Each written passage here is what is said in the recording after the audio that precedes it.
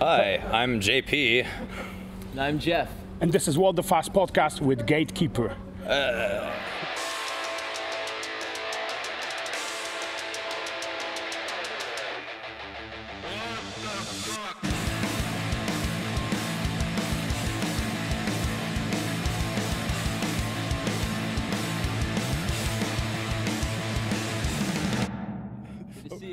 Okay, guys, one question. The first one would be that Gatekeeper is kind of an outlier, kind of not the typical band in the sense that your story is longer and more varied than the usual new wave of heavy metal band, because you started a long time ago, 10 years ago, and I heard that you were not a band at first, but a one-man project. And then you went through EPs, split EPs, everything demos. So do you think that that history is an advantage or a disadvantage to you? That's an interesting question. I mean, when I first originally started the band, it was about 8 or 9 years ago now. I mean, I was basically teaching myself how to play guitar. So it was just a way for me to sort of do something different with my time. I was mainly a keyboard player, piano player in bands, power metal bands, and things like that.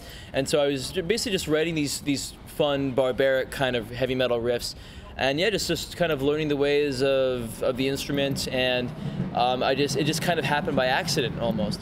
And I think that if we had jumped into something like this sooner, I might not have been ready for it as a player, and so I've grown and learned a lot, and I feel like I'm ready for what we're doing now. So I think it's good. Yeah, I suppose, like, I mean, what you're saying, if it's a detriment or if it, I mean, I guess that answers your question right now. It's not a detriment. The band developed as it should. I believe that Jeff was in fact, we would get into arguments early on when I was in the band because I wanted things to go fast, but Jeff's a little smarter than me, and I think made the right choices, so. All right. Yeah. And out of the releases that you did before the album, which one would be the turning point? The one that you think, okay, this got serious, we can move on, we're better now? Definitely when we did the splits with Funeral Circle and Eternal Champion. Oh, okay. That was a big step up from the previous stuff. The first EP was cool, and we had some good opportunities from that, and you know, some people enjoyed it, but it's very rough around the edges, and I learned a lot of tough lessons about the recording process and things like that. So to me, when we went and did those what we call the Vigilant sessions, those two releases, that was a big step up, and that was kind of when I decided, okay, I want to take this a step further, and that's also a big part of why I decided to move away to Vancouver. Okay. So, yeah. And yeah, for me, like, I would say I cut my teeth in the same way, but just with different bands. Like, back in Michigan, I did Borrowed Time with a bunch of old friends of mine, and that was a big lesson in what mistakes not to make, what stupid things not to do, how to record, how to be in a band, you know, just everything, yeah. Okay, so what's the one lesson that you kind of took from all of that? One that kind of pinpoint one lesson for a band that you would say to a young band what not to do? Don't throw the cart in front of the horse. Yeah, there is definitely something to be said about learning to walk before you try to run.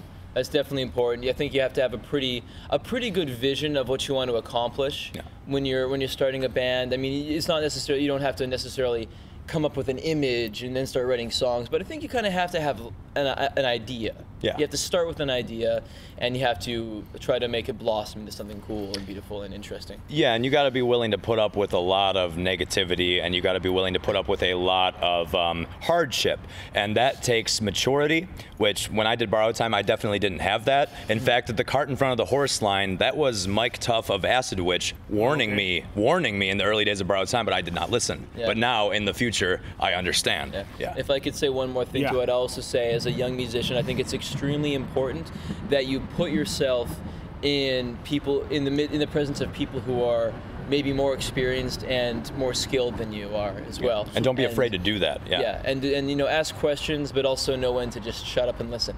Cool. So and then we go to the record, and there's one thing about the record. It's kind of lopsided, I would say. Okay. So you got the first track. You know the track. Everybody knows the track. That's the simplest track to digest, the most straightforward one. But I think that makes the record lopsided in the sense that you open with it, people get hooked on it, and then you go through the other songs, which are kind of more complex, more moody, more progressive, I would say, maybe. Okay. More grandiose. So would you say it's a good choice? Are you happy that people know, you know, the song, but they don't, when they go through the record, they may get discouraged? That's a good question. We did talk a lot about the song structure, or not the song track list of the album. Yeah, we spent some time on it. Yeah. And that was something that we actually, this is something that you said, JP, is that you wanted to open the album similar to how Holy Diver by Dio, Stand Up and Shout. It's fast, and it's electric, and it grabs your attention, and then it takes you along for the ride. Yeah, because Holy Diver's the big single, but the album opens with a speed metal song. Yeah, exactly. Straight up, yeah. And that's what seems to be, like, to me, that's the proper way. But I don't want to say, like, what the proper, improper way to open an album is. I don't want to feel like I'm making rules, because that's one of the things that I think with Gatekeeper, we have decided that we don't want to be listening to, like, special genre rules. That's maybe why you think the album is uneven, because we just really wanted to put what we honestly had in us out there, despite, you know. And I thought it was cool to put that song up front because it would attract a lot of attention. Yeah. Because the people who are familiar with us from before often lump us into, you know, mid-tempo songs, like slow, sad stuff, which we obviously, that's a big part of what I do when I write, of course. But we wanted to say, you know what, like this is who we are now. We want to catch some attention. We're gonna put all of our cards on the table and then just sweep everyone along for the ride. But did you was there a response to the album in the sense that, yeah, I like the catchy, like Blades of Cimmeria song, but the rest of it kind of doesn't grab me in the sense that it's not up front? I saw one or two comments like that, but actually the thing that I like the most about the album is that people have, a lot of people name different songs as their favorites. Oh, okay. And I've heard also another piece of feedback that I enjoy hearing is that a lot of people say that it grows on them. So I think a lot of people, like they might have felt that way before, like Blade of Samaria, the song. Yeah, is, call it the song. You know, it caught their attention and they liked it a lot, and then maybe they were a little confused or maybe disappointed. But a lot of those people, in reading the comments later on, have said that it grew on them and they found that there was actually a lot going on under the surface. And to me, that means a lot more than. That's one of the coolest things that anyone could say about it. Yeah, it means a lot more than if we had put out an album where it's like speed metal with the speed wheel on the album and it does exactly what people think it should, you know? Oh, okay. Like, yeah. I'm gonna go to the cover art a little bit. I got the feeling, that's my only feeling, my feeling for this is that it's a kind of homage to Sword and Sorcery, D&D, things like that. Am I good? Yeah. Oh, okay. You're good. It looks like it looks like an AD&D first edition module cover. Awesome. That's good. That's cool. I like it. Was that supposed to? Is that the idea? It's funny because when we the cover artist is Duncan Storr, who did a lot of great work with bands like Skyclad and Hawkwind and stuff.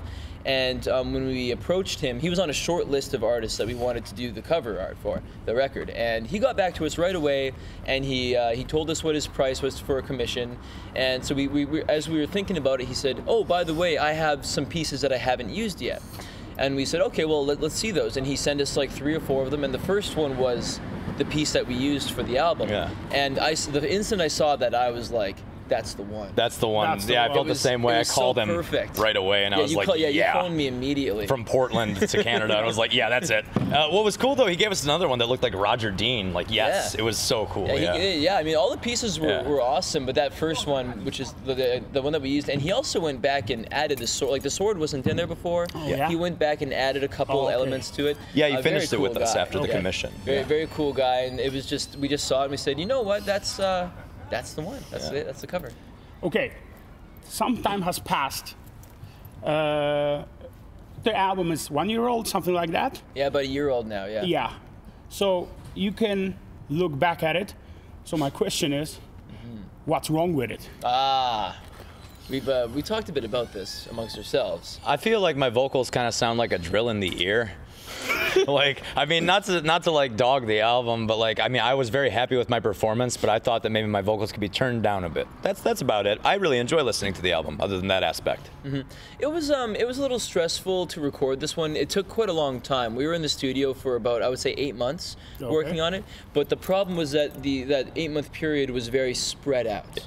It wasn't like we were just in the studio every day, every weekend. It was like, okay, we were recording at a recording school, and so we had to kind of schedule sessions in between student sessions. And sometimes we would be waiting for 3 weeks before we could go back to the studio. And of course, in that 3-week time, you're listening to like the demos and the ref mixes and start overthinking it.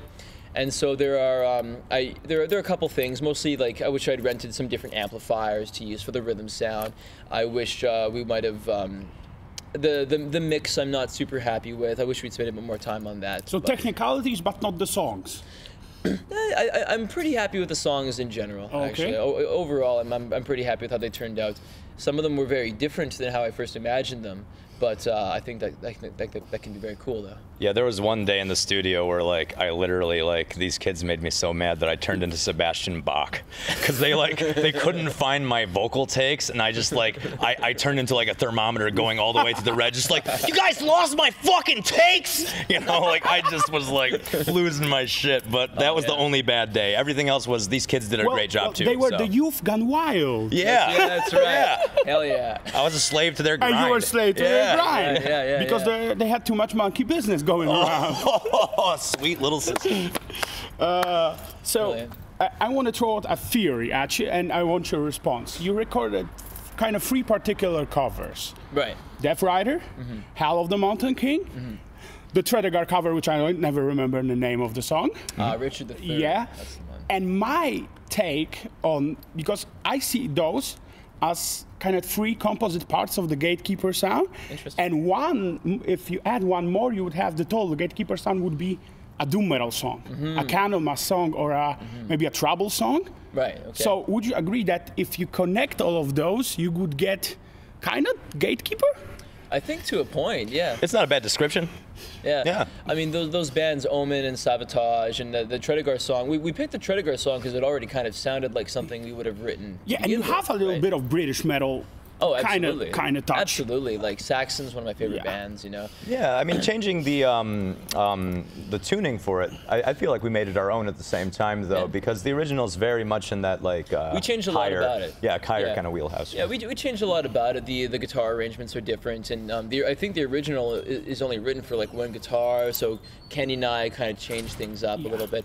Yeah. But yeah, I mean, like Sabotage are a band that we all know and love, and the progressive elements in your sound are kind of Sabotage. For sure, I absolutely. love Sabotage. And Omen, of course, the barbaric epic metal thing too. The white collar US. Yeah, that's right. US power metal stuff. Yeah, blue collar, white collar, whatever collar. It's collar. like, I mean, as long as it's got riffs and like, you know, swings, I'm down. Yeah. Plus, it's from one of the best US metal albums of all time. I agree. Yeah, absolutely.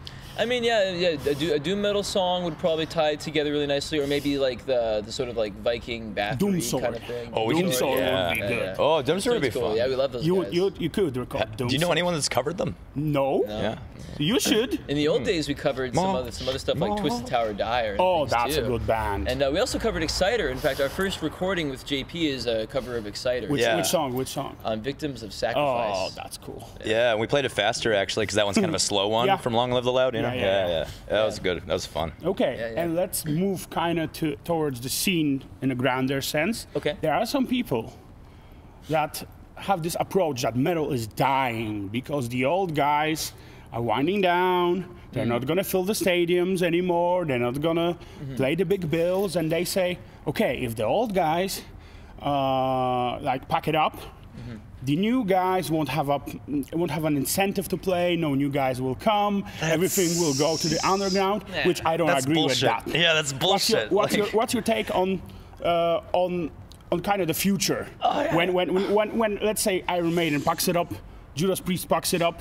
To me the future is, well, we go back to the underground. There's no problem with that. I won't be sad. Yeah, I mean, I won't be sad because like they've had such a, like, Priests don't have to do anything.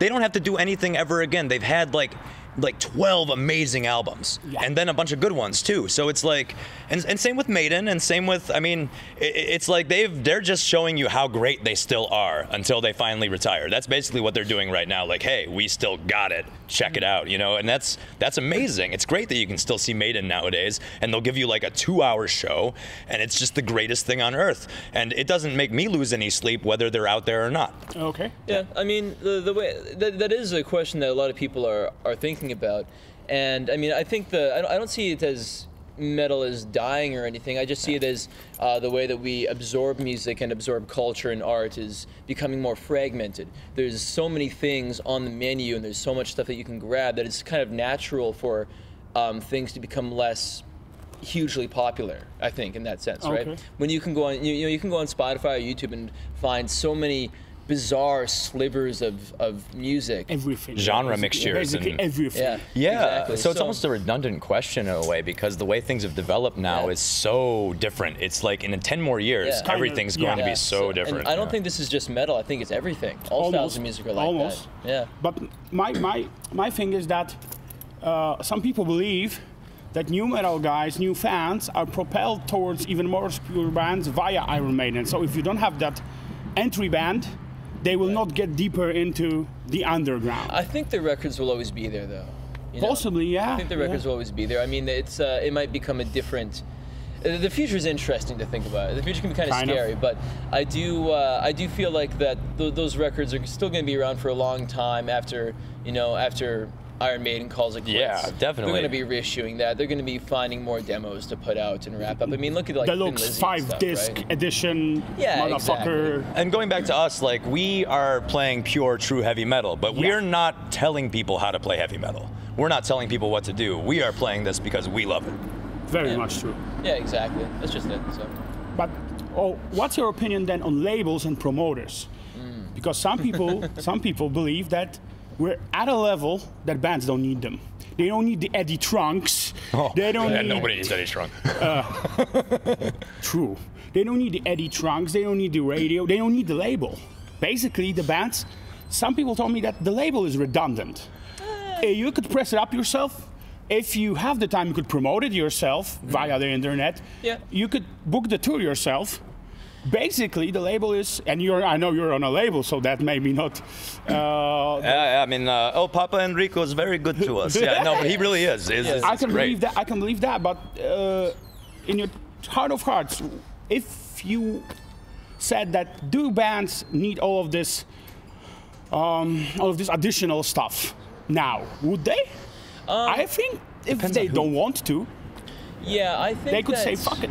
They absolutely could, and you're right. All those things, and like all the promotion, the pressing, the artwork, the mastering, the recording is you can do it at home. Yeah, you can. You're absolutely right. You totally could. But the problem is that, I mean, not necessarily a problem, but the situation is that most people in bands don't have all those skills. Now you can get all those skills, or maybe like each member of the band can do a bit of it, but it's still a lot. It's a lot of work. Like from writing the songs to the album release, I mean, that whole process goes through, like 20 hands before it finally becomes a CD or a record, right?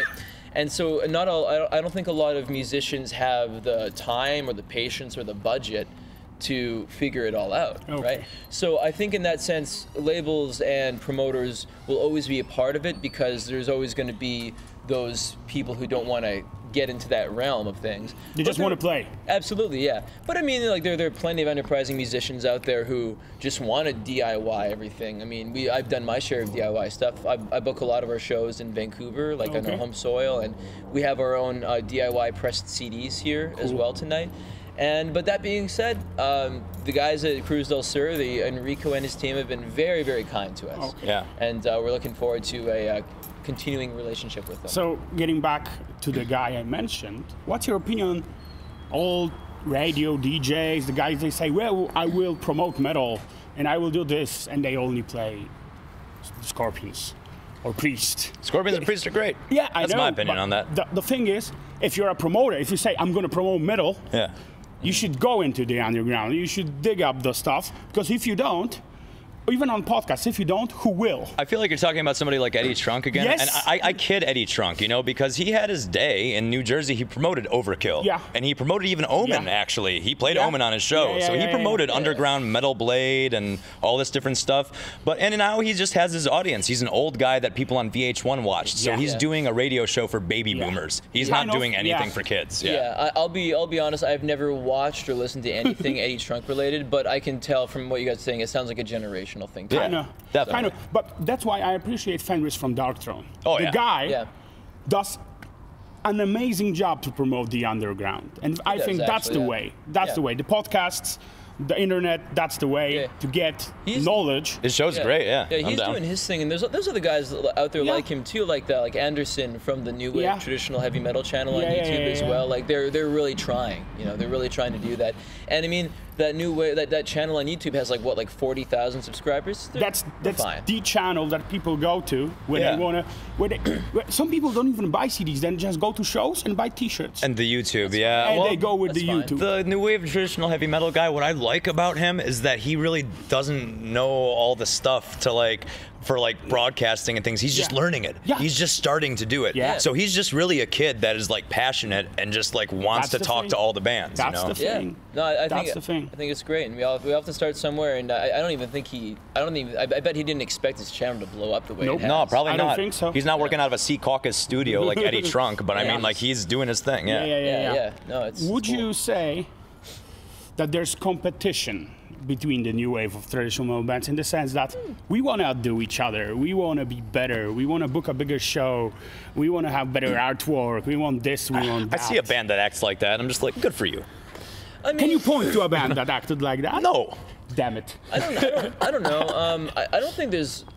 I think there's a little bit. I mean, we're all in a little bit of competition. I mean, Yeah. really, like there's only so many gigs and so many festival slots and things like that. And But- there's healthy competition. Yeah. yeah, that's the thing. I think the healthy, friendly competitiveness does make for a better experience for the fans anyway, because it keeps everyone on their toes and on their game and everything. Like we're on tour with Sanhedrin right now, and those guys are amazing every night. very good I mean, band. like we got to be good. And different Otherwise, than you guys. Yeah, That's the healthy thing right there, Yeah. actually. That goes back to the healthy thing, because, yeah, they're helping us step our game up, definitely, Yeah, because that's they're important, just I think. fantastic New York musicians. You can't fuck with them, you know? They're Yeah. great. I mean, If you, sorry. yeah, go on. Sorry. I was gonna say I don't see there being any kind of I don't see like a big predatory thing though so much. Yeah. At least not within the bands. So. Okay. If you had to pick two of the new wave of traditional metal bands to go on tour with, pick two. We've been asked this a couple times by our friends actually, but I like Seven Sisters a lot. I think those Okay. guys are cool. I really dig those kids from Zamani from California. What I like about them is that they're kind of part of the new generation thing where they're just doing their band no matter what. It's just the two of them, and they're really good at playing, and they just tour all the time. They do it all themselves. It's very impressive, I thought. Out of the Those new guys are bands, cool. I would say Traveler. Fucking Traveler. Well, I mean, thanks, but I mean, like, I'm not gonna plug my own band on the fucking. Like, Come on. Amazing record. Oh, thank you, thank you. Amazing. Well, you would play 2 shows a night. Oh geez, you know, I got our booker like asked me the other night, just like, Yeah. do you want to do double duty? I'm like, I gotta do some more push-ups and like run a lot. You know, I mean, maybe I don't know. Maybe. I don't know. That'd be tough. That'd be a Not tough making any tour. declarations here. We're talking about Gatekeepers. Yeah. So. Yeah, that'd be a tough tour. But yeah. Then let's go to a downer. We lost one of the best guys in metal recently. We're talking about Marc Sheldon. And I would say the guy was the original. The one. The guy who gave all of this soul and purpose. And he was the kind of one of the best people in music that I met. I mean- What's your recollection of Shark if you met him, if you talked to him? Do you want to go first, or do you? Yeah, I mean, Marc the Shark is. I think the response to his death speaks for itself. I mean, every single person who and there were a lot. Every single person who posted a memory or like a statement about Marc Sheldon had an anecdote and a photograph to go along with it, and I think that speaks volumes for the impression that he made on heavy metal and our scene. as we know it. Yeah. So. A bunch of my friends in Michigan from back when I was in Michigan saw him for his first time back at a Classic Metal Fest in 2001. That was with Broke His Helm and a bunch of other bands in Michigan. And he played the Ale Horn of Power too, like a few years later. I think for a second, Brian Patrick was out of the band and it was Marc fronting the show. I missed that show. I know that my friend Sean Sethi attended it and a bunch of other people attended it, had a great time. So it was a long time till I actually got to see Manila Road. I remember always being frustrated that I couldn't get to their shows. And then finally, I got the opportunity to play at Warriors of Metal in Ohio and help sponsor Noidy's plane ticket after he first joined the band to come play at Warriors of Metal. And that is when I finally met Marc the Shark, and I finally met Brian Patrick, and at the time Joshua Castillo was their bassist, and I performed Necropolis with them at the show, and it's with James Rivera and my musical mentor from Borrowed Time, Dennis Schwann. Is there a video of this somewhere? It's a video that was only taken by like the bass player's girlfriend, and that's the only like thing that I've ever been able to get. I've asked the promoter, I've asked the sound guy, and I'm just glad that that little bit exists, because like that was one of the greatest moments of my life, and I really miss Marc, man. Like I ran into him like several times after that at a bunch of shows when Manila Road opened for Raven, and then a couple other shows as well. And lastly at the 2017 Frost and Fire. And I just really miss how much of just a real ass music playing dude he was. Like he was just a dude from Kansas that had fantastical visions of a mixture of fantasy and paganism and created his own world. Yeah. And I'm really glad to still see people listening to Manila Road, and I've just been tremendously sad ever since I heard it, that it happened. I would say that if somebody deserved the mantle legend, that's him. Yeah, I had another great experience with Marc Sheldon as well. Actually, he played in his first show in Canada was at this festival called Noctis in Calgary, and I think this would have been 2012, 2013, I think. And they played a show, and they were like the co-headliner. They were slotted to play for an hour, but I think they played for 2. They went like way over their set time, and it was an incredible show. Probably like a top 5 concert experience for me, and it was fantastic to hear those songs for the first time. But even cooler was the next day of the festival. Some friends of mine, I guess they caught up with Marc Sheldon later on in the night, and he invited them all up for a hotel room party. Amazing. And my friends texted me the room number, and they said, "Come on up. We're just gonna hang out with some friends." And I knock on the door, and Marc Sheldon opens the door and invites me in, gives me a hug, and says, "Thanks for coming," and made me sing a bunch of Rush songs before he let me in. And my friend, that's what he always said, right? Yeah. He was cool, and we talked about all kinds of stuff, and he told me a lot of cool stories about like playing in cover bands and country bands and stuff like that in the bars out there, and that was really cool because that's what I did for a living too. Okay. If you hear his voice going back to the Crystal Logic, you can obviously hear him singing some Willie and some great songs. Yeah, of course. Yeah. He was. That's just the thing. He was a great musician, not just a metal guy. A musician's musician. Yeah, I agree with that. Yeah, he's incredible. So not the end on a downer. Final parting words to our viewers and listeners on What the Fuss podcast, and what the future holds for Gatekeeper. Well, thank you very much for having us, and this has been an incredible experience being overseas here for our first like full tour. We're having a blast, and we're looking forward to the rest of it.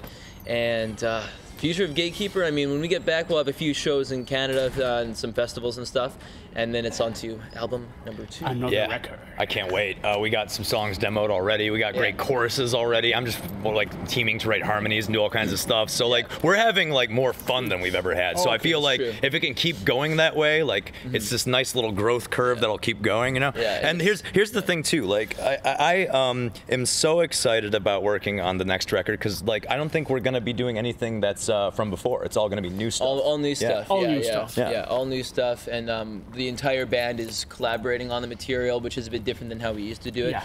And I think the band, like based on the run of shows that we've been doing, I think the band sounds better than it ever has. And it's been like absolutely fantastic to play with these guys. Yeah, can't wait to jump on stage tonight.